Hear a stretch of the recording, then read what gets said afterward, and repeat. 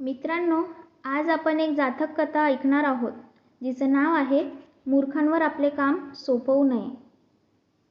एका काळी वाराणसी नगरीत उत्सवाची उद्घोषणा करण्यात आली होती.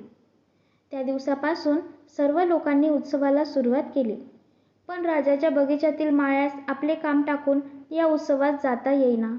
पुढे त्याला अशी एक युक्ती सुचली की आपल्या उद्यानात राहणाऱ्या वानराच्या टोळीवर बगीच्याला पाणी देण्याचे काम सोपवून आपण एक दिवस तरी उत्सवाला जावे.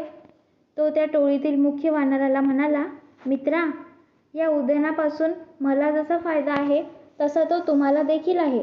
तेथील फलपर्णादी खाऊन तुम्ही आपला निर्वाह करता, तेव्हा एक दिवस माझे थोडे काम करणे तुमचे कर्तव्य आहे. तो वानर म्हणाला, आपले काय काम आहे ते आम्हा समजावून द्या, म्हणजे आम्हाला शक्य असेल ते आम्ही करू.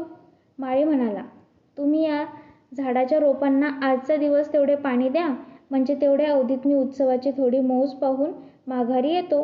तो वानर म्हणाला, ठीक आहे, आम्ही मोठ्या संतोषाने हे काम करतो.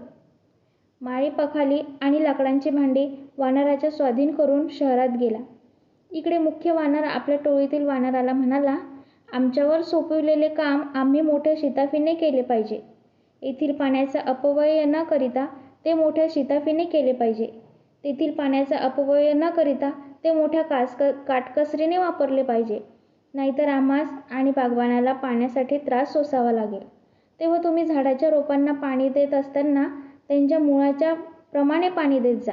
ज्यांची मुळे खोल गेली असतील त्यांना जास्त पाणी द्या व ज्यांची उथळ असतील त्यांना कमी द्या. वानरांनी आपल्या पुढाऱ्याच्या आज्ञेप्रमाणे सर्व रोपे उपटून पाहून त्यांच्या मुळाच्या प्रमाणावर त्यास पाणी दिले. या वानराच्या कृत्यामुळे बिचाऱ्या बागवानाचे किती नुकसान झाले असेल याची कल्पनाच केली पाहिजे. मूर्खावर जो आपल्या कामाचा भार टाकतो त्याची शेवट अशीच हानी होते.